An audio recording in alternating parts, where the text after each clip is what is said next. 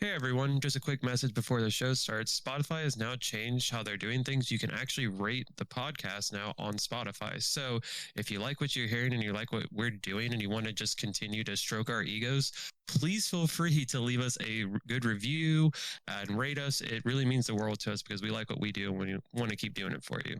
With that out of the way, let's get on to the show.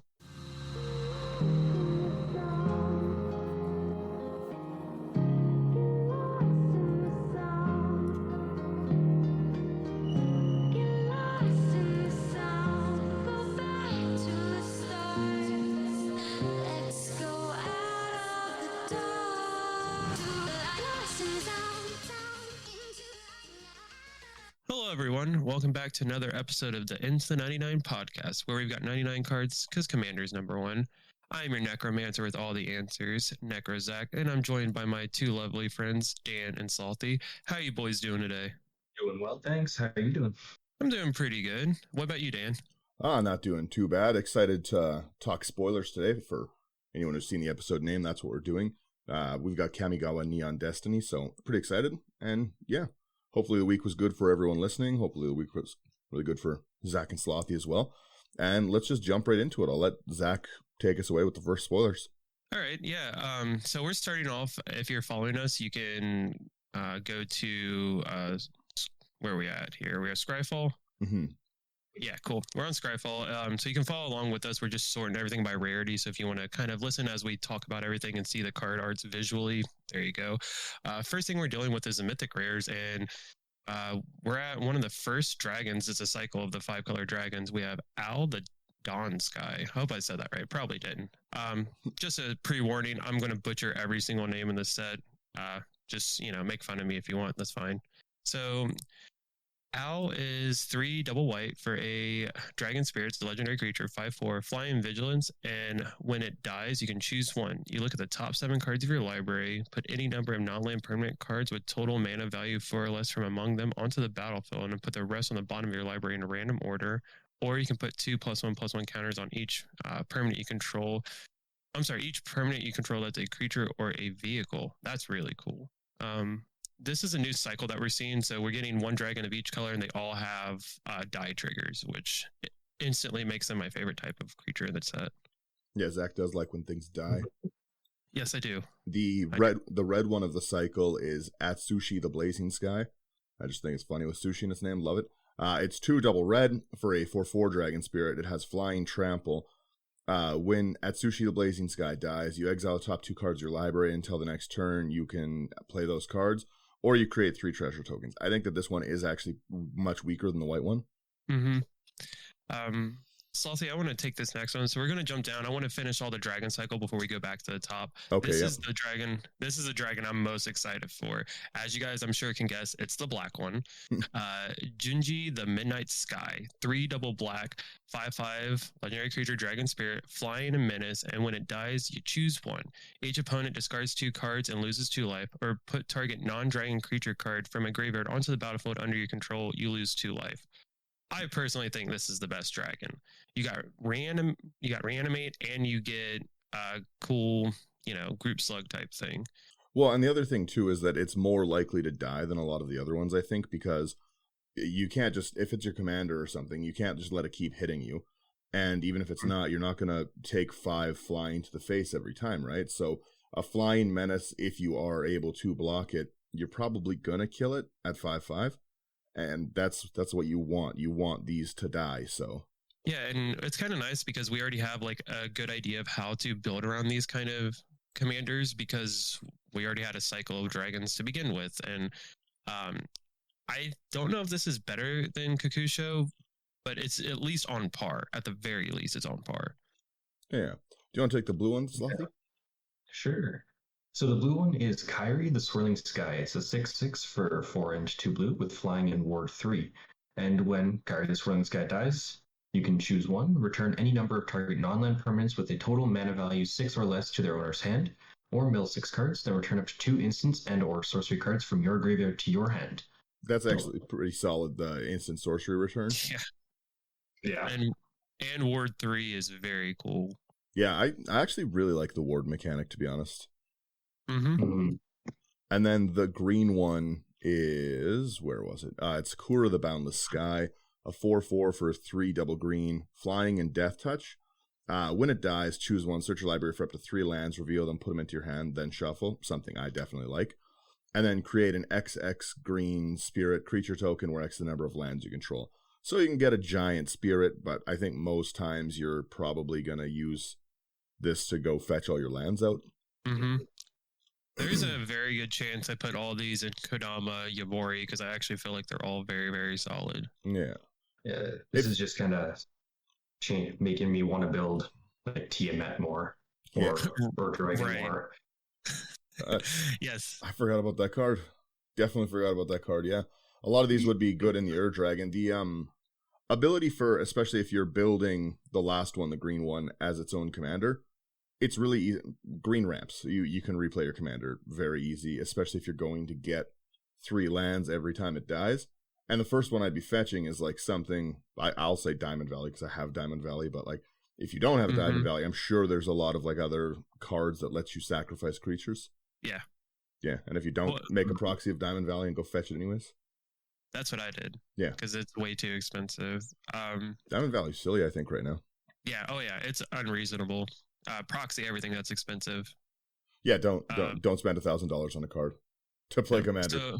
So for those following at home, sorry, we're going to get back on track. We're jumping to the back up top, and we're at Blade of the Oni. It's 1 in a black for an artifact creature, equipment demon, 3/1 with menace. The equipped creature has base power and toughness 5/5, has menace, and is a black demon in addition to its other colors and types. And then it's our first instance of the new keyword or mechanic, however you want to say it. It's reconfigure. It's 2 double black. You attach target creature you control, you attach a target creature you control or unattach from a creature. Reconfigure only as a sorcery when it's while attached. It isn't a creature. God, I butchered all that. Basically, you can only do it as a sorcery. You can attach it to something, or you can detach it and becomes a creature. Yeah, it's kind of like equip, but you equip a creature. Voltron stuff, you know? Yeah. I really like reconfigure.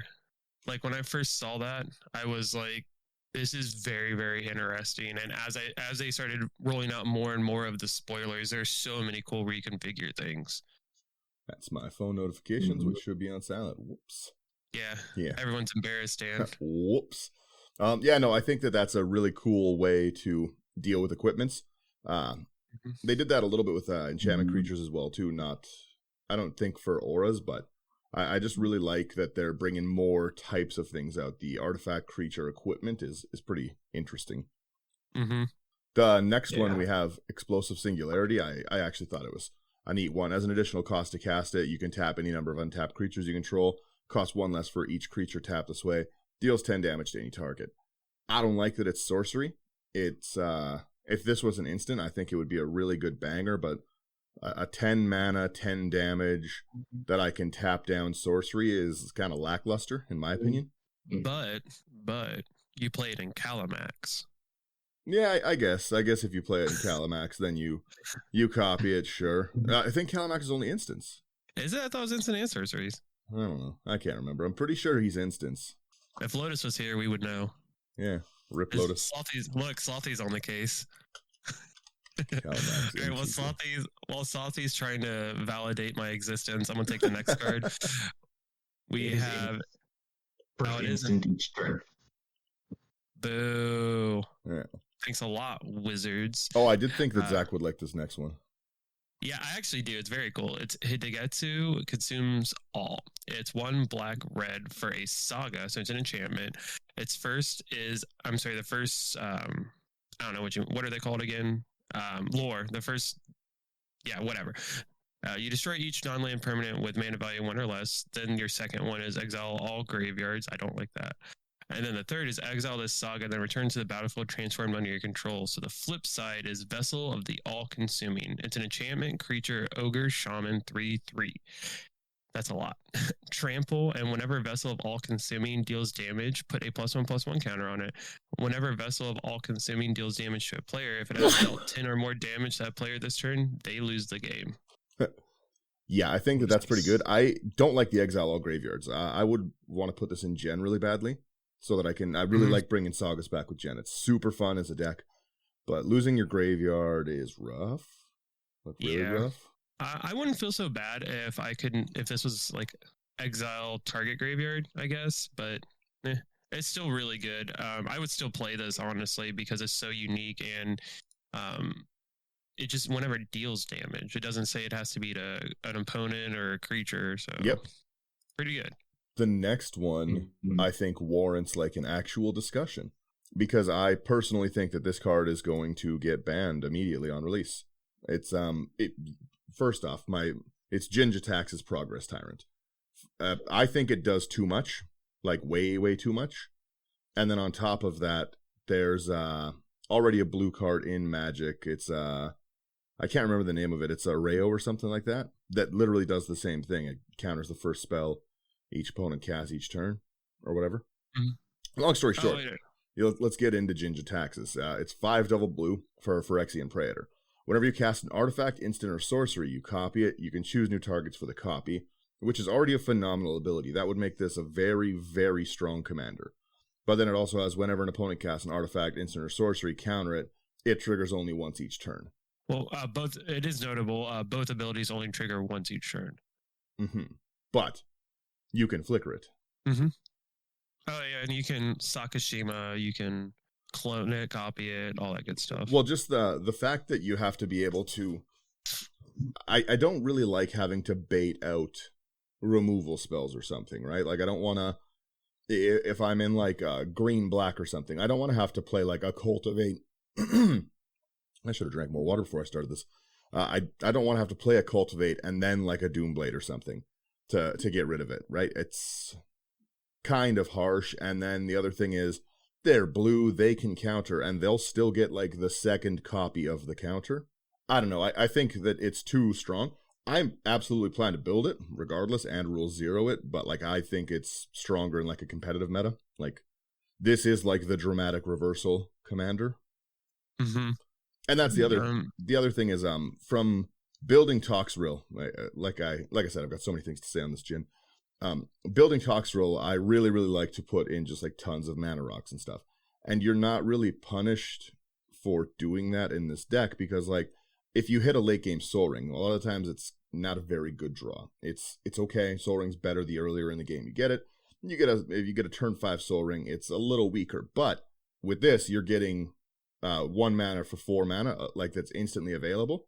That's really strong, right? So you compound that with every artifact that you can have the ability to copy it, have so many of them.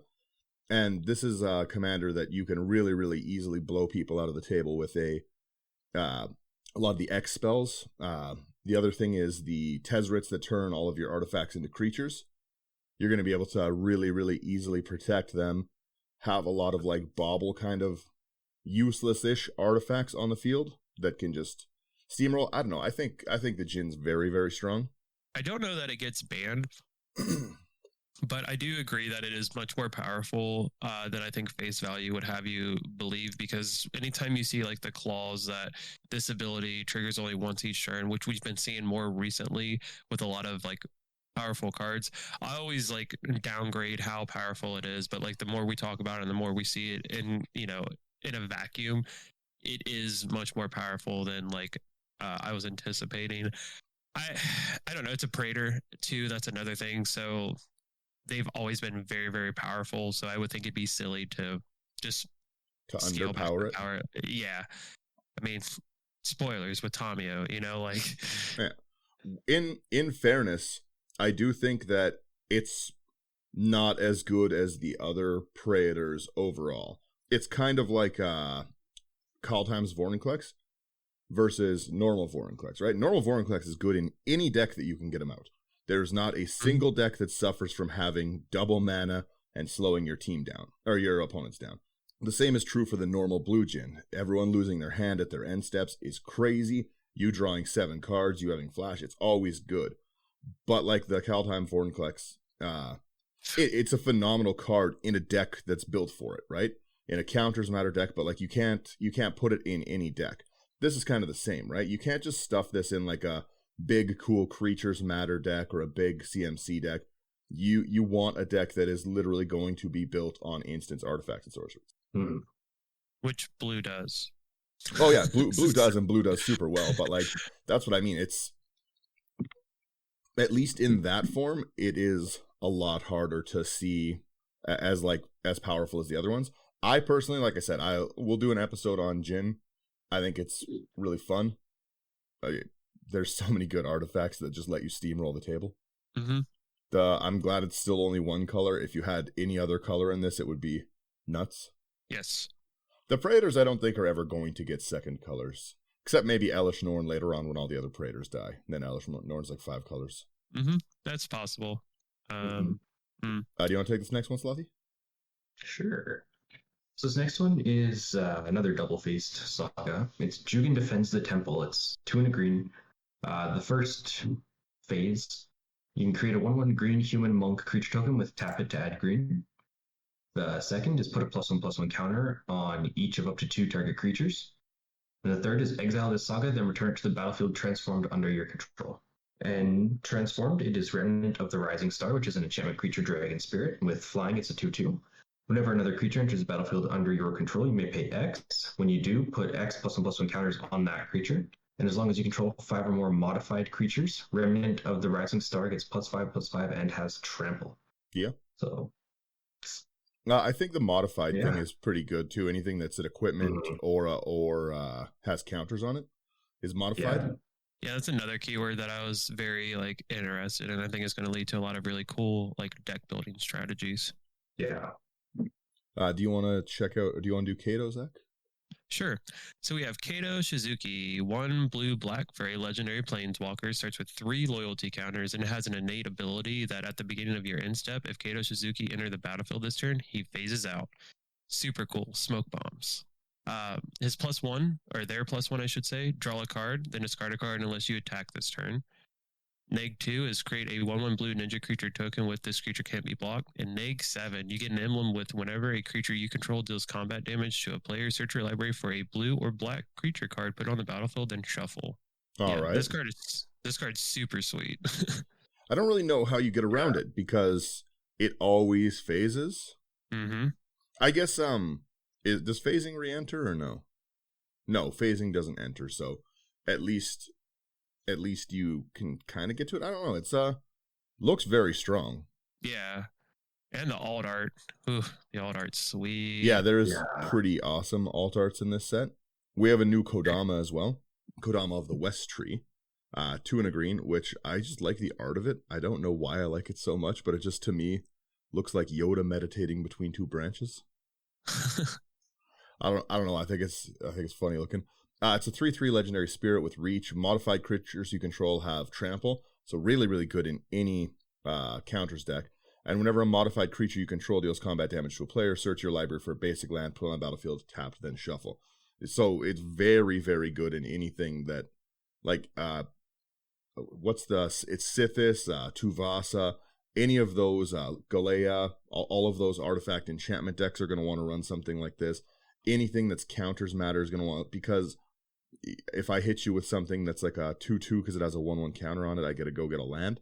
That's really, really strong.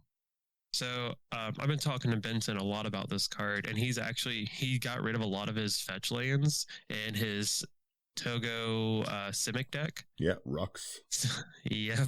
So he put in basic lands to be able to put this guy in the deck, and I think it's already really a nutty deck. But because he can just put the rocks on anything. Yeah. He can put the rocks on anything. He gets trample from the rocks being on something. So he makes an avalanche, and then he gets lands. That's funny.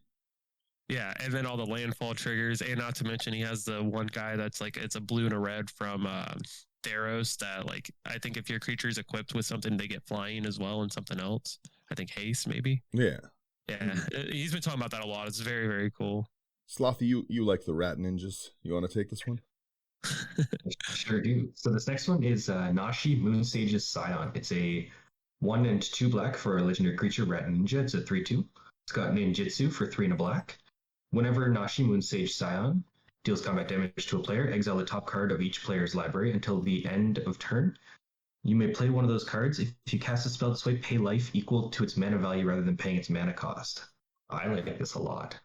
Yeah, this card's super sweet. This one I was actually surprised Zach didn't say he wanted to build, but I knew Slothy was going to because he always keeps talking about how he loves those rat decks, the Relentless Rats and everything. So here's the thing, right?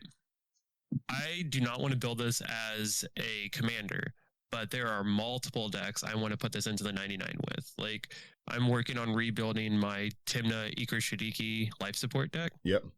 Where it's just constant life gain, life loss, life gain, life loss. This guy. To be honest, I might I haven't edited Belladross since I made Belladross, but this really is at home in Belladross. Like, I love Belladross so much. I think that may be one of my favorite decks I've ever built. That deck is so funny. But I just want to swing at people with the pest tokens and then be like, oh, you're not going to block? Interesting. Nashi. Yeah, I think I've got to put it in. The ability to cast everyone else's things with my life too. It's so on theme. So I wonder if this replaces Gonti. Honestly, I kind of think so. Ninjutsu is also a funny mechanic. Like, I don't as much like it when it's a ninjutsu-based commander that's just constantly being like, you take 15. Oh, wait, can we still ninjutsu from Command Zone? Or does it have to be specified? Yeah, you still can, but you have to pay the commander tax, I think, on it. Because I think what's it called? I think the other one. The other one, the Commander Ninjutsu. Yeah. Let me read what Commander Ninjutsu says. Well, while you're doing that, I'm taking this next card. So we have Spirit Sister's Call. It's 3, a white and a black for an enchantment. At the beginning of your end step, choose target permanent card in your graveyard. You may sacrifice a permanent that shares a card type with the chosen card. If you do, return the chosen card from your graveyard to the battlefield, and it gains. If this permanent would leave the battlefield, exile it instead of putting it anywhere else. I really like this card what? Too. Yes. It what? The beginning of your end step, choose a target permanent. That's awesome. So I can like sack like little 1/1 tokens to bring back like anything that's important. Yeah, so you could sack a I don't know, like a 1/1 cat soldier token to bring back Elish Norn. That seems fair. That's pretty good. And it's in colors where you can discard to the graveyard too. That's pretty strong in the flicker. At least if permanent would leave the battlefield, exile instead. So you can't bring your things back infinitely, but you can get like some really, really big cards out. And it being 5 mana is like honestly really reasonable too. I don't think that's that bad because if you're playing a very like a deck where you're basically setting up your graveyard to get to this card, that's fine. Like, I'm always thinking Abzan when I see white black. So, I'll Life from the Loam or I'll Entomb or something like that. And then suddenly it's like, well, I'm going to go ahead and sacrifice this stupid creature. And now here's an archetype of Endurance. This is a really cool card. I actually really like that. There's a lot of things because I'm looking and it doesn't specify like anything is off limits. So you can use like some of the War of the Spark planeswalkers to get like good planeswalkers back after you like blow like a Dread Horde ultimate or something. Well, it's even in artifacts too. You take your treasure token and turn it into something ridiculous, like I don't know, a Darksteel Forge. Yeah, I think that's a really cool card. I think that you'll see some interesting. If you choose target permanent, you may sacrifice. Yeah, I really, really like that. Like that's very, very good. I think I'm gonna put that in Shadrix because a lot of times I overdraw in my Shadrix deck and then I just throw things to the graveyard. But I've got like creatures that I can just sacrifice easily. That's a wicked card. Yeah, let's we'll get to the next one because I can talk about that card for a while. I really like that. The next one is pretty interesting. I have not read the story, but I think it's pretty cool that it has a Phyrexian version. I like the look of that. I don't want to sit there and try understand what that says during a game. So, but yeah, do you want to take this one, Zach? Sure. So this is another one. Shout out to my best friend Benson because he's also super, super excited about this card. So that made me read it like 7 times to see why. So we have Tamiyo Completed Sage, 2 green hybrid Phyrexian blue-green and blue. So you get a legendary planeswalker Tamiyo with 5 loyalty counters. So she has a special, I'll say, ability. It's called Completed, and that's where you can The blue or green can be paid with a blue or green or 2 life, and if it was paid, and if life was paid to play this planeswalker, it comes in with fewer loyalty counters. Sorry, you can pay 1. Or not pay 1. God, you can take it up for 1. Tap up to 1 target artifact or creature. It doesn't untap during its controller's next untap step. You can remove X loyalty counters. Exile target non-land permanent card with a mana value X from your graveyard. Create a token that's a copy of that card. That's good. And then it's -7. Create Tamio's Notebook, a legendary colorless artifact token with spells you cast cost 2 less to cast, and tap, draw a card. I butchered this, but let me tell you, this is insane. Well, so absolutely insane. There's a new card that makes it so that there's no legendary rule, and there's also the no legendary rule card. So I already think I know where Benson's going. Does Benson want to make multiple notebooks? Bro, I don't know. Yeah. I'm just gonna be real with you. I don't know. All I know is this card's sweet and it checks off a couple of the boxes I like. I don't even like planeswalkers like that, but this is so cool. And it's our first actual Phyrexian planeswalker. Yeah. We've not had a Phyrexian, like an actual Phyrexian planeswalker. We've had some planeswalk. Yes, but not this. Yeah. Well, I think just the ability as well to -X and get like something important back from your graveyard is really good too.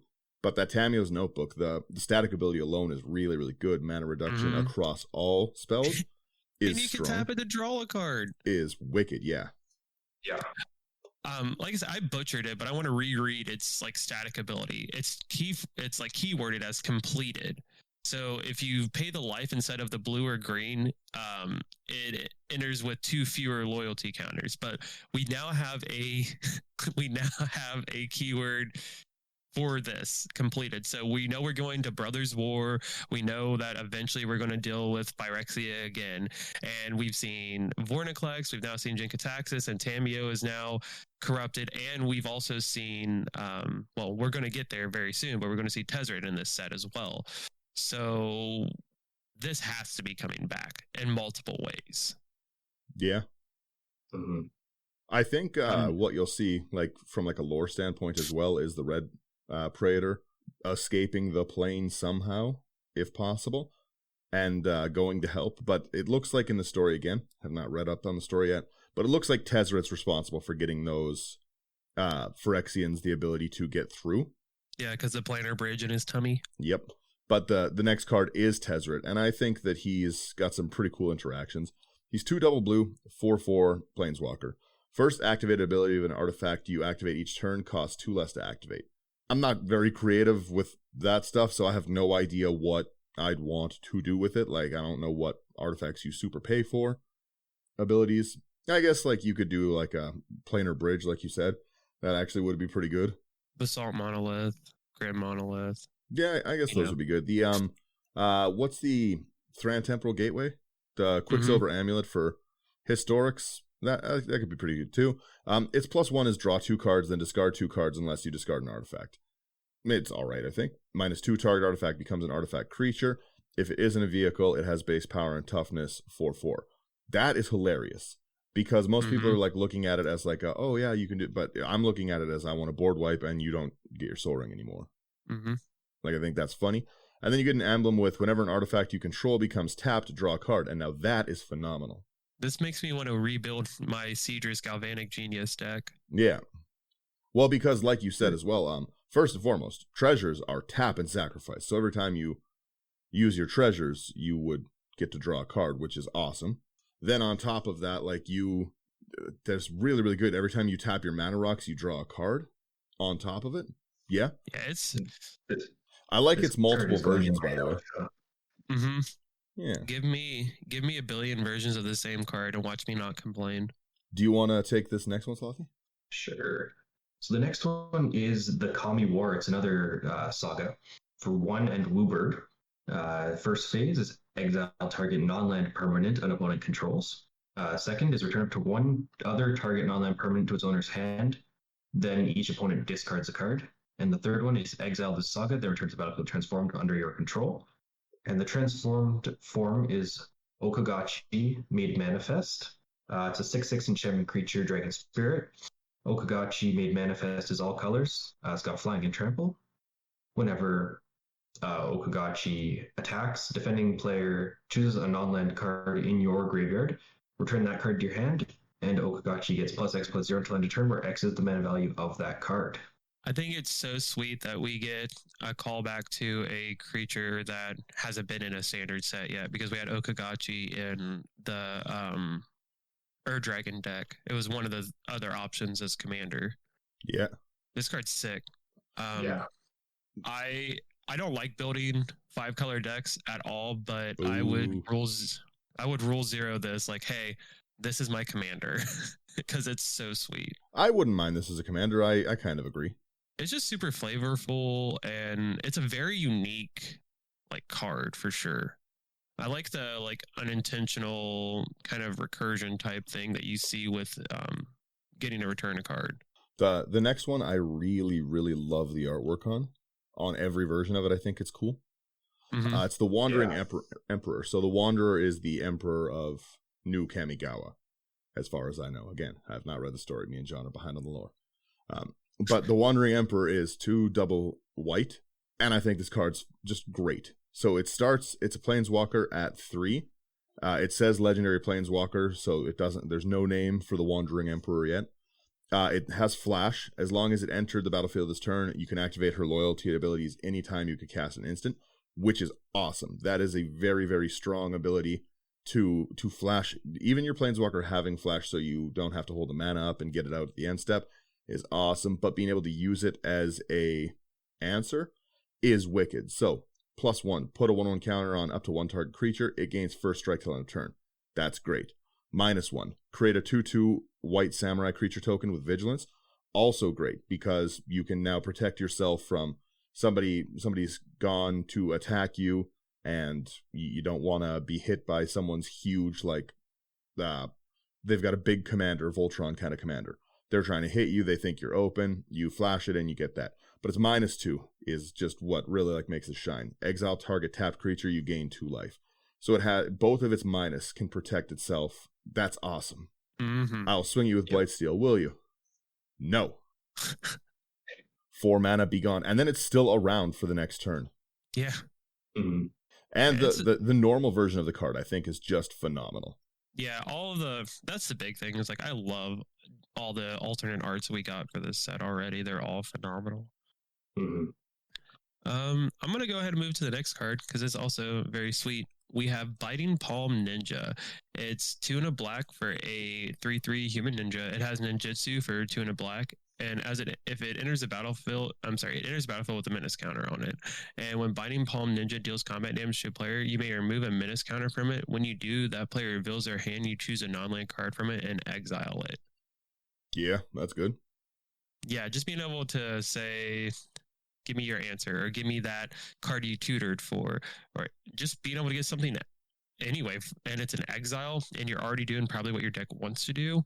Yeah, it's pretty sweet. We've got a cycle of lands that have a channel ability, new legendary lands. So the green one is Boseiju, who endures. It enters, adds a green on a tap. I wish that they would have given them like the land type so they're more easily fetchable, but that's okay. Its channel is 1 and a green, discard Boseiju, who endures, destroy target artifact, enchantment, or non-basic land an opponent controls. That player searches their library for a land with a basic land type, puts it on the battlefield and shuffle, and it's 1 less for each legendary creature you control. So you can kind of slot a little bit of your removal into a land space that way, which I don't think is horrible. Mm-hmm. I think the channel ability is really insane. At first, I didn't really get, like, I was like, oh, these are okay. But as I read them more and more, and once again started like getting people kind of explaining to me some of the stuff you can do, I'm really on board with the cycle of channel lands, especially in like Commander. It's nice because, like you said, Dan, like we have more utility in lands, and having more utility in lands is always a good thing for us. Mm-hmm. Sure enough. In a format where you can, play multiples of these, I see them being obviously much stronger, but we also have the ability to recur these lands much easier than other formats. So, give and take. The next card's very expensive. Yes.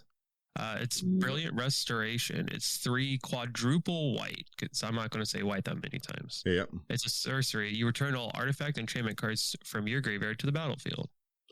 Personally, I think that's too expensive. Well, I mean, if you're playing, is it? The white green enchantment. Sithis, yeah. Yeah, Sithis. This is probably fine. You probably play this card easily because you're in green. Granted, the quadruple white is the problem, but you know, you can take care of that fairly easy with all the duels and what have you. Yeah, I don't think it's unplayable. I just think it's extremely expensive replenished. It's super expensive, for sure. But, you know, it's got cool art. Yeah, you know, return all artifacts and enchantments. At least you could Golos it out. No. Anyways, yeah, I'll cry about that later. The next one is another one of the artifact equipment creatures. It's Cloudsteel Kirin. 2 and a white for a flying 3/2. Equipped creature is flying, and you can't lose the game, and your opponents can't win the game. It's pretty good. Then it has Reconfigure 5, and you can put it on something for 5. Yeah, this card's also very sweet. I think it might be the best Reconfigure, honestly. I mean, of course, they would print something very strong and then make the Reconfigure, like, kind of crappy. Well, but you put this in something like Sir Gwen, anything with, like, Arden in it, Wylith, any of those things that let you attach things. Fair, yeah. But I think it's sweet. I'm more excited about the next card. It's Eater of Virtue. It's a 1-cost legendary artifact equipment. Whenever equipped creature dies, exile it. Equipped creature gets +2/+0.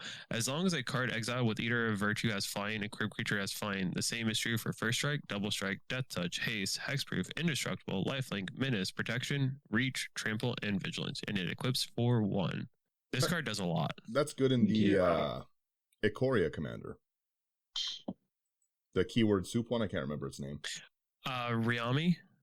No, it's one of the face cards. Oh no, you're talking about it's the Abdan one. Yeah. Oh no. The one that cares about the keyword soup stuff, where it's got X, Y, and Z. If it has all of those, I think that'd be really good in this deck. I'm so upset I cannot remember the name right now. Because this way you would continuously get those things back once it dies. Yes. I don't know.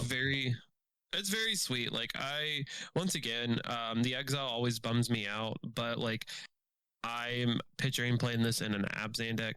It's Cathrall. That's what it is. Cathrall. I'm picturing playing this in an Abzan deck, so I'm looking at stuff like Pull from Eternity, and then or not Pull from Eternity. Is it Pull from Eternity? Yeah, Pull from Eternity and Rift Sweeper. So I'll get some cards back. Yeah. Do you want to take this next one, Slothy?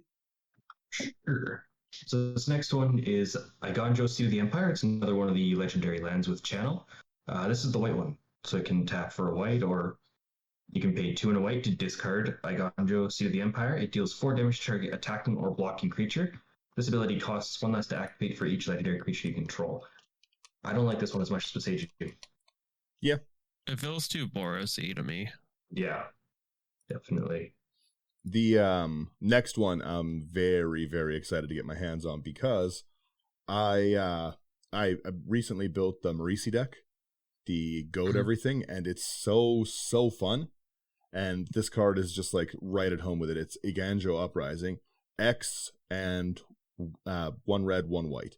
Create X 2/2 white samurai creature tokens with vigilance. They gain menace and haste until end of turn.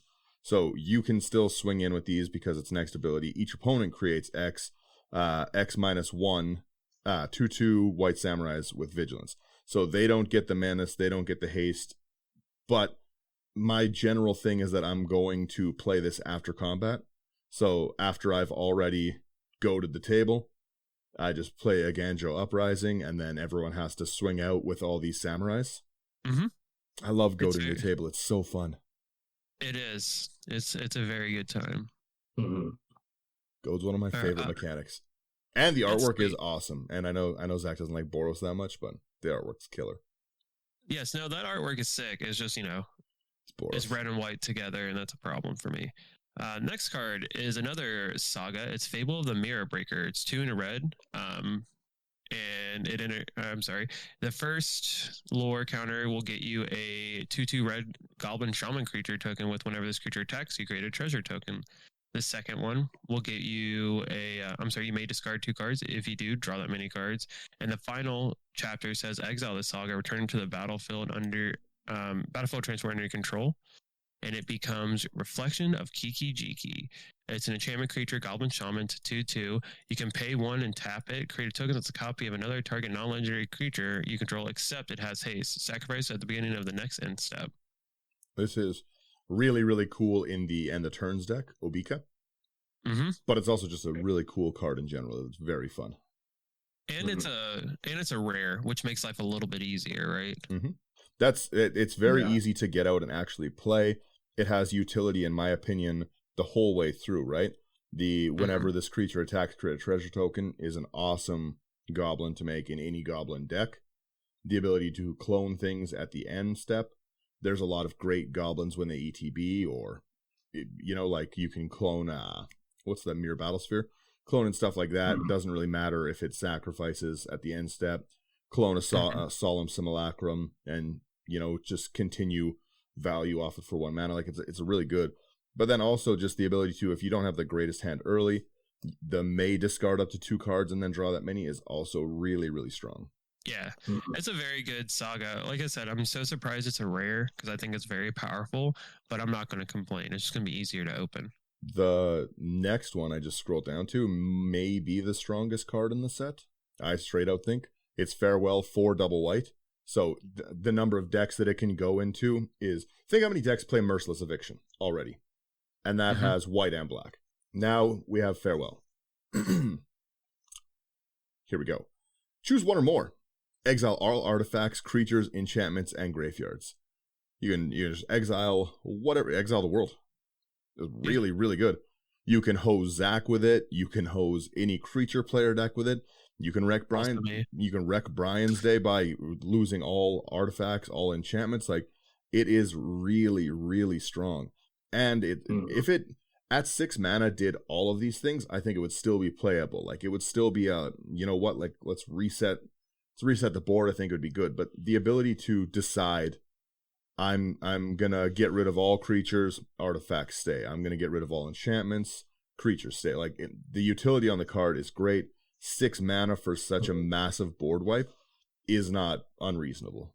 So I think the way to look at it is not 6 mana for a massive board wipe. It's a 6 mana for a modular board wipe. Yep. That's how it, that's what it is, and that's insane. Like, it's still echoing what you're saying, but like, it's modular. Like, it is very powerful. Once again, kind of surprised it's a rare. I'm not going to complain, but it's just so powerful. Even at 6, like, whatever. Well, I think that it is gonna see a lot of play in a lot of decks. He's a board wipe commander. I built it, and it's just full of board wipes, and I always, the whole time I just pretend that I'm not getting any cards. I'm like, oh, I can't play anything. But it's all planeswalkers and board wipes, so this like fits right in with it, because this is hilarious. And you said we were scumbags last week. Yeah, Nev is not a fun deck. No one's ever been like, hey, that was such a fun game. I really enjoyed playing against it. It was a really exciting thing, because like I said, my politics is, I'm like, I don't have the mana. I can't do anything. Pass. And then I hit like 6 mana or 4 mana and start Wrath of Godding the board and Damnationing the board every turn, and I'm a bad person. Well, I'm going to take this next one because I feel like Slothy's going to want the one after that. So we have Goro, Disciple of Ryusei. It's 1 and a red for a legendary creature, Goblin Samurai. It's a 2/2. You can pay 1 red, and creatures you control gain haste until end of turn. You can pay 3 double red, and you create a 5/5 red dragon spirit creature token with flying. Activate only if you control an attacking modified creature. This is really cool. And I love the fact that it's a cheap legendary creature too. I don't build a lot of red decks, but I actually really like this one. Goblin Samurai is an awesome creature type as well. Right? That art is phenomenal. The first alternate, so cool. the normal card is pretty awesome looking, but the alternate art is something else. Yeah, they've done such a good job with art in this set. Like, every set is always like, they've gotten so much better and better, but this set has just been, I think, insane. They've done so many cool things I wasn't expecting with the art. The next one's so funny. Yeah, take it away. The next one is a Greasefang Okiba Boss. It's a legendary creature, Rat Pilot. It's a 4/3 for 1 white and black. At the beginning of combat on your turn, return target vehicle card from your graveyard to the battlefield. It gains haste. Return to its owner's hand at the beginning of your next end step. Bro, I didn't realize the rat's riding a motorcycle. Yeah, it's I biking didn't mice realize from that's what Mars. that was. Yeah. Yeah. That's insane. This is probably my favorite alternate art in the set that I've seen so far. Yeah, for sure. There's I love that do you want to so take much. the 40 versions of the next card, by the way? Oh, sorry, go back to this one. You said this is your favorite card in the set so far? My favorite art, like my favorite Oh. alternate art. Okay, I thought you said your favorite card. I was like, I didn't know you No, didn't know you were so passionate about vehicles. I hadn't looked at really any of the cards before today. Okay. Like a couple, but I like that art a lot. So we have Hitagetsu, Devouring Chaos, 3 black for a legendary creature, Ogre Demon 4/4. You can pay a black and sack a creature, scry 2. Or you can pay 2 and a red, tap, exile a top card of your library. You may play that card this turn. When you exile a non-land card this way, Hitagetsu, Devouring Chaos deals damage equal to the exiled card's mana value to any target. And then we got the cool 5-color variants basically, so it's the same art but they've highlighted it with different the different colors of magic. So we have a black, a red, a green, a blue, and instead of white we have a yellow, which I mean is supposed to represent white. Yeah. I think it's pretty cool. It's really good in Prosper. I know a lot of people were complaining about this card specifically because we got essentially, what was it, 6 different variants, because we have the normal one, the neon color ones, and then a full art. But I mean, they could have honestly done that with all the cards in the set, and I probably still would have been hyped on it. Yeah, I like different versions. The next card is, I was extremely excited for 2 cards in the set. There's lots of good ones. This one I was so excited for that I immediately stopped what I was doing and made a deck. So it took me, I would say, 17 minutes to make a full deck out of this. The list is already pulled and ready to go, and I'm just waiting, and on release day I am opening boxes until I get this and one other card in the set. So it's Hinata Dawncrowned. I think this card's amazing. 1 and then a blue, a red, and a white for a legendary creature, Kieran Spirit. Flying Trample 4/4. Spells you cast cost 1 less to cast for each target. Spells your opponents cast cost 1 more to cast for each target. This card is awesome. Every part about this card is just amazing. Like, you can Comet Storm the board for free. Whatever you put into Comet Storm, you're not paying for extra targets. I'll Comet Storm everything for 5. The fact that I can Reality Spasm and untap X target permanents. I just untap them all for free. There's a new one in here that phases creatures out, phase out X creature cards. Curse of the Swine. X target creatures become everything. Anything X spells basically just becomes like, hey, this is awesome. It turns your counter spells your cancels into counter spells. I love this card. Mm-hmm. It's in the wrong colors for me. I'm sorry, bud. Oh, it's amazing. It's just such a good card. I like all the versions. The full art is cool. The one with the flavor text is Hope Races on Sunlit Hooves. Absolutely love the flavor text. And then the alternate like cartoony kind of art, I think. I don't know what you would call it. Looks amazing. Mm-hmm. But like that art is very good. Yeah, this a deck like this just made me like very, very excited. Like even just your ability to return to dust things for 2 mana is just I'm very, very excited. And it's funny to make things cost more mana for other people. So if you think Grand Arbiter really slows a game down, this only does it for things that are targeted, but it's going to make it a lot harder to remove. Mm-hmm. Yeah, no, I really like this card. I'll be doing a deck tech on it for sure. Like I said, it's already been built. I sat right on down and started brewing with this one. You Heliod's Intervention for free. Not for free, but for like a white or 2 white. It's so funny. Yeah, typically this is the spells you're going to cast off this are just going to cost like a single color or maybe 3 colors at the most. Yeah. Mm-hmm. You're going to really be able to really hit the table. It's also really good for, I think it's Strive, where it's like any of the Strive spells that are like, oh, this costs 1 more. Another thing is that this also makes a very good enchantment commander. Yeah, you're right. I didn't think about that. That is very cool. Yeah, because still in the wrong colors for me, but yeah, but like if you're doing like enchantments and things like Aura and Aura's deck, well, I guess I would like this for clones quite a bit. Yeah, like being able to clone things at a reduced rate seems very cool. Hinata's I just love that card. There's the other card that I'm excited for is technically not in the set. It's in the buy a box promos. We'll get to it. We'll get to it at the end.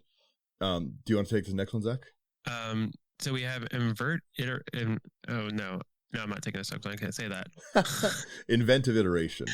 Sorry, my dyslexia kicks my ass on that one. So it's 3 and a blue, and return up to 1 target creature or planeswalker to its owner's hand. So that's the first lore counter. The second lore counter: return an artifact card from your graveyard to your hand if you don't draw a card. And the final lore counter is you exile this saga and return it to the battlefield, transform under your control. So the flip side is Living Breakthrough. It's a 3/3 enchantment creature, Moonfolk, that's flying, and whenever you cast a spell, your opponents can't cast spells with the same mana value as that spell until your next turn. Oof. Yeah, this is going in my Kenrith Skip My Turns deck. That's awful. I don't like it. I think it's hilarious. Of course you think it's hilarious. I love every part of this card, and like I said, the Kenrith, I don't think you've seen that deck yet, Slothy. I have a deck that, like, the whole point of it is just to skip my turn basically infinitely.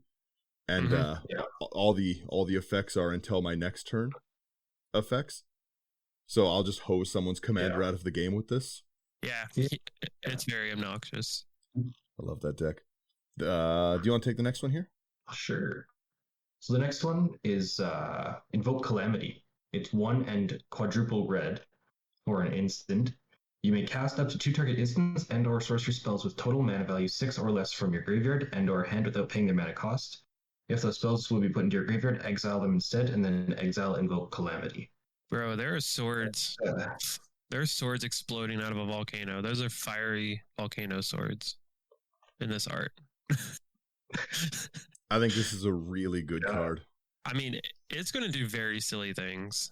Like, what was it? Like fire. This reminds me of Fires of Invention. Yep. And we saw how quickly that got X'd. The ability to, first off, this being an instant is awesome because it gives you the utility to, like, in any kind of an instant deck, gives you the utility to get something that's, like, really, really good out, right? Mm-hmm. Like from your graveyard, like you can get your Narset's Reversal back out, for instance. But if you have anything that's going to copy it, like in a Veyran deck, Veyran is, generally speaking, all about, like, doubling up your copies of things. So you're basically going like 5 mana for 12 mana deep now, right? And the fact that it hits your graveyard and your it hits your graveyard and also your hand is awesome. There's a bunch of spells that really matter if they were cast from your graveyard as well. Mm-hmm. So like it's really good in like a Savine deck. It's really good. The four red kind of make it a little harder. But like even just like tossing this in like a deck that has like a Windgrace deck, so for 5 mana I can like double up and get like a bunch of my like I can double Harrow again or something. Right. So that's the thing for these invoke cycles though, because it's another set of 5 cycles. It's all 1 and 4 solid colors, but they're all worth it. Like, it's as simple as that. Like, they're all so powerful. Like the 4 colored mana of 1 color is well worth it for these cards. Like the next one I'm going to take because I'm super excited about it. It's Invoked Spare. It's 1 quadruple black. It's a sorcery, and target opponent sacrifices a creature. If they can't, they lose 2 life and you draw a card. Then repeat this process for an enchantment and a planeswalker. That's really good. Some decks just don't play planeswalkers. Like, I typically try not to play planeswalkers because they annoy me. And this is just a card that's going to, gain me a lot of value in a lot of different situations, but it's just super, super powerful. And once again, there are a couple different versions of the card art and they're all phenomenal. Mm-hmm. Yeah. I'm very excited about this card. Invoke Justice is the next one in the cycle. It's 1 quadruple white sorcery. Return target permanent card from your graveyard to the battlefield. Then distribute 4 +1/+1 counters among any number of creatures and/or vehicles target player controls. It's still just super powerful. Like because our typical rate for reanimation in white or resurrection in white is going to be 4 mana to begin with. So already being able to return target permanent is insane, but then to put 4 +1/+1 counters any way you want between creatures and vehicles a player controls can be very good, because like you could easily political with this card, right? you could be like, hey, I want to return this. If I do, I'll put counters on your stuff. Will you take care of this thing that I can't handle, or will you do something about this? So it's another very powerful card. Yeah. For once, the green one sucks. Yes. It's the only way to put it, and good. Not every green card needs to be amazing. Well, maybe you like it, but I don't. Invoke the Ancients. It's 1 quad green. Create 2 4/5 green spirit tokens for each of them. Put your choice of vigilance, reach, or trample on it. That's all right. The artwork's really cool. Yeah. I do like keyword counters, so that makes me happy. But meh. This will probably be the easiest one of the cycle to play. The next one, Invoke the Winds. 1 quadra blue. Gain control of target artifact or creature. Untap it. That's not bad. I like that one. I'm taking this next card because I've been super, super pumped about it. This is one of the 2 legendary creatures from the set that I really want to build. I'll probably butcher its name, but don't at me. It's what? Eshin, 2 Heavens is 1. It's Mardu, so it's a red, a white, and a black. It's a legendary creature, human samurai. It's a 3/4. And it says if a creature attacking causes a triggered ability of a permanent you control to trigger, that ability triggers an additional time. Mm-hmm. It's just insane. So, like, we were talking about it before we started recording, but this is going to be nuts with any of the exalted creatures or battle cry or like any, I don't know, like what's the demon that you care about that cares about attacking? It's one of the Archons or something. Well, there's Archons too. The Archons are very powerful, but this one pairs with Alesha, who smiles at death. I can't remember its name, but the one where if you would deal damage. Cruelties. Yeah. So any card like that, this deck is going to be, I think, a lot of fun. It's going to be very aggressive, as Mardu tends to be, but I think it's going to be really interesting. I typically I'm not super aggressive. I'm typically just doing these weird graveyard loops. So this is going to be like a fun, fast-paced deck for me to kind of put together. So I'm super pumped about that. And the alt art, I think, is one of the best alt arts like cards in this set. Like, it looks so cool. Mm-hmm. I like it. The like you said, when you said that it was similar to Wolfgar, I was like, okay, well, this is really good. And it also gives a home to like the general samurais. Like Bushido's a really strong ability. Yes, it is. You can go a single attacking creature to get Bushido stuff. That'll pair really, really nicely with Exalted. But also there's just a lot of really just good creatures that have on attack abilities in these colors. Yeah. Well, like we were saying, like Adeline, like the I can't think of the name now. Hero Bladehold. Yep. Like Oxid Ridge. There's I never call it the right name. Hero of Cathold, the one where you attack and you make cats instead of, yeah. I always call it that. Yeah. They look at me like I'm an idiot at the store. Yeah, there's a lot of really, really cool things, and I feel like this is going to be a deck that you could budget build and it'd be like very scary. Yeah. Well, even just the ability to what's the sword? I can't think of any card names today. The sword that on attack you get to go get your lands. Sword of Dynasty, yes. Yeah, like that's also like really, really good in this. Yeah. There's a lot of like incidental value cards that you can get so that like your early plays are so much more impactful than what you typically will see in like a Mardu deck, because like you're not playing green, so you have to kind of mana ramp differently. So yeah, I'm just so excited about this card. I could continue talking about it and continue like spitballing ideas that I have, but well, and because you're only swinging with one thing, right? Like you're going to be able to really easily focus on like a rogue's passage unblockable strategy. It says if a creature not even a single creature. Oh, I thought it was if a creature attacks alone. No, well, sir. This changes the card entirely. Welcome to the conversation. Your Titans, your Archons. Yeah, like I have it. This is spoiler alert. I am brewing this deck. This is going to be Ishin two heavens of Eldrazi. Double your Annihilator triggers. I'm not doing that because I'm on a POS, Dan. Everyone knows I'm going to build something. Like I'm going to go buy another Ulamog now. I thought this was okay. So first off, let me rewind. I wasn't listening apparently. I thought it's if a creature attacks alone would cause a triggered permanent. And I'm sitting there. I'm like, all right, like you could still like build like a really cool thing. You'd want like Exalt. No, this is all attacking. This is just Wolfgar in the other colors. Yeah, that's why I told you. That's why I thought you'd be like way more hyped about it. Yeah, I just can't read, apparently. Apparently, I just don't have a long enough attention span to finish 3 lines of text, because that's a real game changer. I will also be building this now. I thought it was good when I thought it was a single creature attacking. I was like, oh, this is pretty cool. Like you can really, this really opens up a lot of nonsense. Yes, it does. You can double Ragavan triggers. All right, we will talk about this later. We got to move on because we're starting to get off topic. Zach, you changed the game there. There's the third deck I'm building. Okay, so we have Kami of Transience. 1 in a green for a 2/2 Spirit Trample. Whenever you cast an enchantment spell, put a 1/1 counter on it. That's great. At the beginning of each end step, if an enchantment is put into your graveyard this turn, you may return Kami of Transience from your graveyard to your hand. Also great. It has really cool looking artwork. Next card. I have no clue what's going on there. You want to take this one, Slothy? Sure. This next one is Kotos, the Silent Spider. It's a 4/4 legendary creature, human ninja, for 3, a blue and a black. When Kotos, the Silent Spider, enters the battlefield, exile target card other than a basic land card from an opponent's graveyard. Search that player's graveyard, hand, and library for any number of cards with the same name as that card and exile them. Then that player shuffles. For as long as you control Kotos, you may play one of the exiled cards, and you may spend mana as or mana of any color to cast it. This is good. I wish that it worked better in our format, but not everything's for us. Yeah, but it should be. Commander's the only format that matters. I feel like there's like...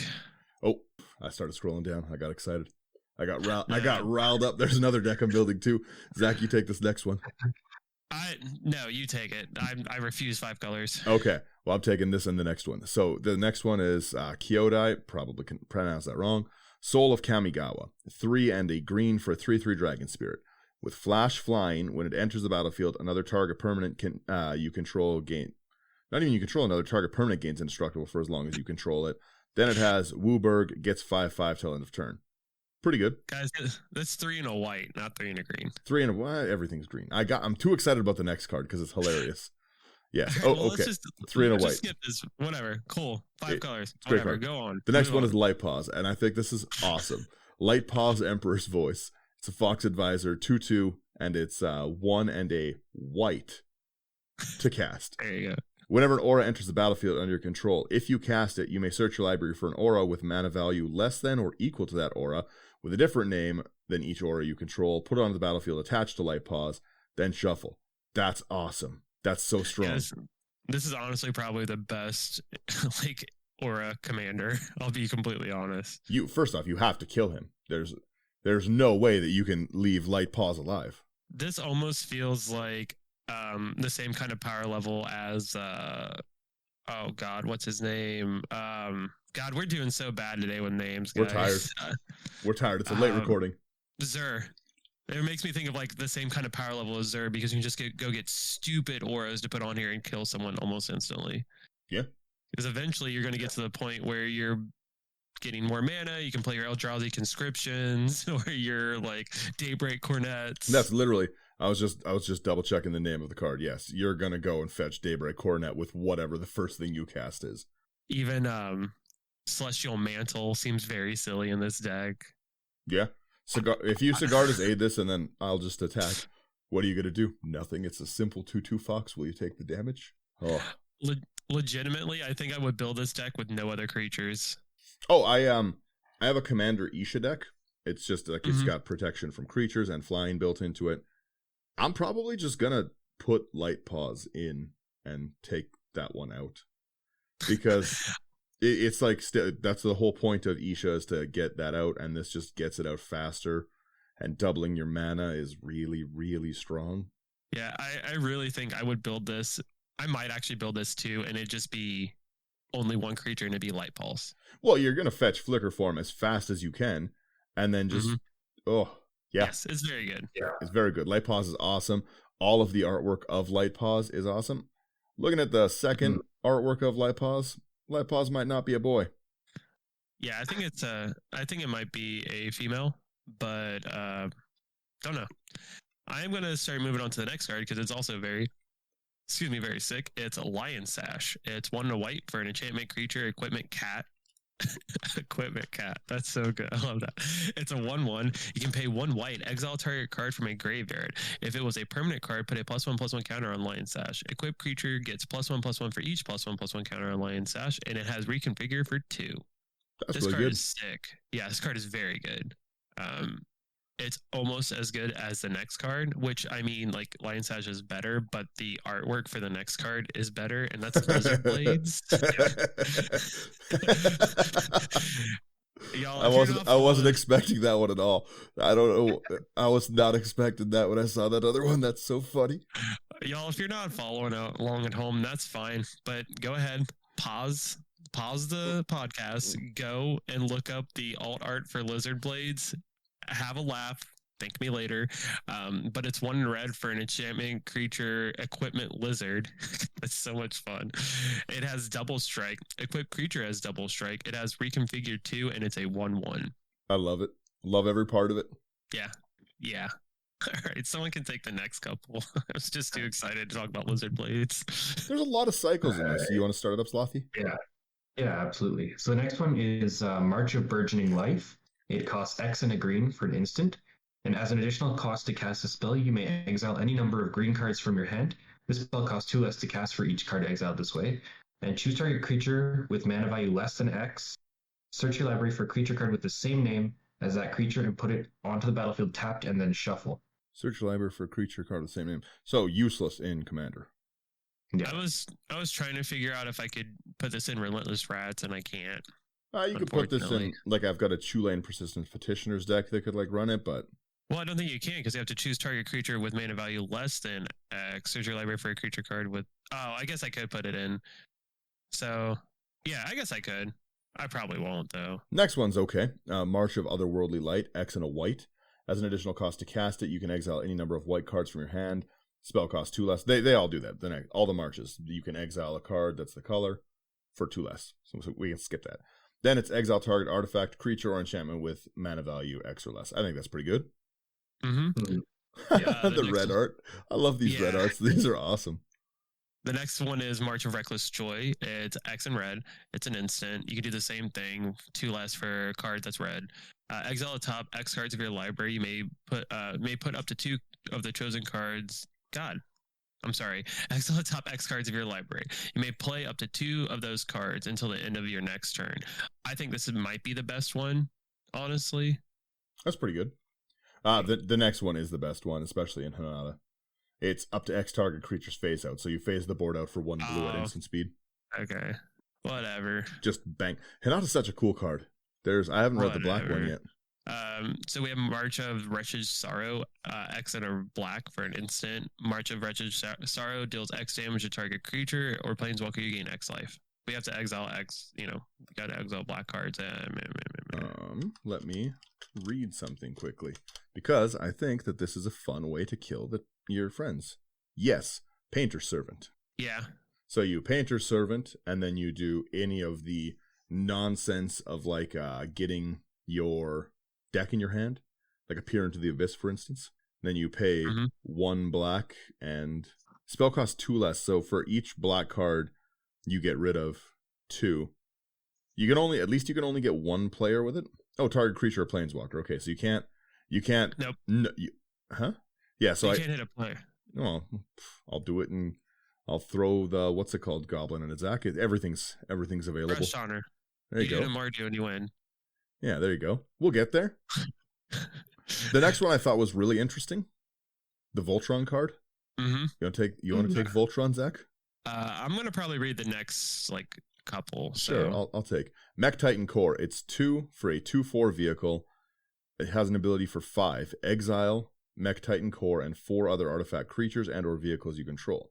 Create Mech Titan, a legendary 10/10 construct artifact creature token with flying, vigilance, trample, lifelink, and haste that's all colors.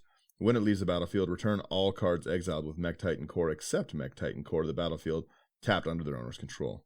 This card's sick. It's very cool. It bothers me that the normal art isn't as good as the alt art, but whatever. It's sweet. I want to see the actual token for this card.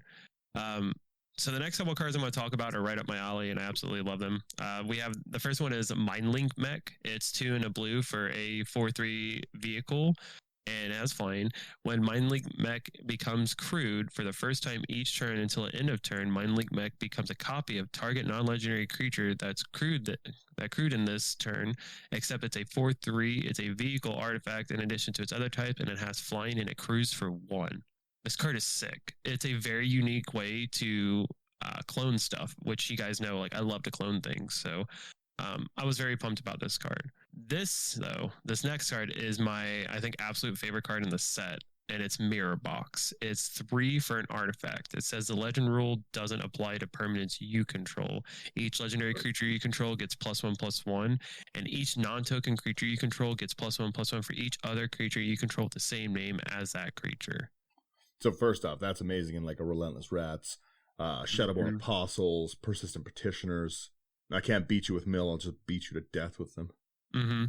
Well, there's just, guys, I've been working and trying to figure out how exactly I want to go about breaking this card. I think I've settled maybe on a Grixis build with this, but God, this card is just so sweet. It does so many cool things, and it doesn't help your opponents out, because that's how Mirror Gallery was. That's the, like, this is a newer version of Mirror Gallery. It's cheaper to cast, and it gives you so much more bang for your buck. I'm so excited to get like 1,000 of these cards and try to break it. For me, I'm going to put it into the Inala, because there's so many good wizards that come in that you can get the extra triggers off of. This makes them stronger. This makes them like you can double up. I really, really like Inala. Inala is a fun card. And Mirror Gallery, like you said, really, really puts work in that deck. Yeah. Like I said, I think where I'm at is a Grixis build for this is going to be a lot of fun. It's going to be Sakashima of 1,000 Faces partnered with someone. I'm just not sure who yet. Or there's also, I've been thinking of an Esper build as well with Sakashima and Ravos, because there's a lot of like really cool things you can do that way too. That's fair. Are you going to take this next vehicle too? Because it's yes. So I don't know how to pronounce this name, so I'm just going to call it Soul Ripper, because that's the part of the name I can actually pronounce correctly. It's one in a black for a 4/3 vehicle. Whenever it attacks, you may sacrifice another artifact or creature. If you do, you put a +1/+1 counter on it, and it gains menace until end of turn, and it crews for 2. It's got really cool art. Yeah, it has very cool art. And just the attack, sack another artifact or creature, and this gets bigger, is super, super cool. And the menace, like, this is just an annoying card to have to deal with. And it's neat too, because like I can go in my my new Mardu deck and protect my commander, and I can still swing. Yeah. The next one's kind of interesting. The Ogre Head Helm. 1 and a red. It's a 2/2. Equipped creature gets 2/2. Whenever it or equipped creature deals combat damage to a player, you can sack it. If you do, discard your hand, then draw 3 cards. Dan, you're doing this podcast a disservice because you did not read the creature type. Oh, it is Equipment Ogre. Artifact Creature Equipment Ogre. Thank you. And then it has the Reconfigure 3. I do like that. Oh, dude, it's the best part. It is the absolute best part. I like these cards a lot, and this is another thing where they do the cool thing where it's like the normal art's one thing and the alt art's something else. So the normal art's like this little crab helm, and then the alt art's a sick mech like attacking with 4 swords. So cool. Do you want to take the next one, Slothy? The next land? Absolutely. So the next one is the blue channel land. It's Otawara Soaring City. Can tap for a blue, and its channel is 3 and a blue. Discard Otawara. Return target artifact, creature, enchantment, or planeswalker to its owner's hand, and this ability costs 1 less to cast for each legendary creature you control. That's sick. Good utility on it. Very good. Yeah. I wish you could. Go ahead. The alternate art looks like was it a Star Destroyer? Yeah, that's what I was thinking too. I've already seen some alt arts people are working on with that. I really wish you could do the channel ability is either discard or sacrifice. Yeah. I think that's my only complaint, because this is very good early on, but not very good early on. Like, it's good early on because you get to be able to tap like instantly, which is nice. But also, like, I feel like late game, if you've had that setting on the field because you had to use it early game, it's kind of meh. But Oh, like if I guess you're saying if you could sacrifice them in addition to using it, yeah, that would be good. Mhm. The next one functions the way that I thought the other one did. Ryu Storm's Edge 2, 1 red, 1 white. First strike, Human Samurai. Whenever a samurai or warrior you control attacks alone, untap it. If it's the first combat phase of the turn, there's an additional combat phase after this. Double combat's pretty good, and the Bushido mechanic is good, as I Yeah. mentioned earlier. just not as good as the Mardu one. Not as good as the Mardu one at all.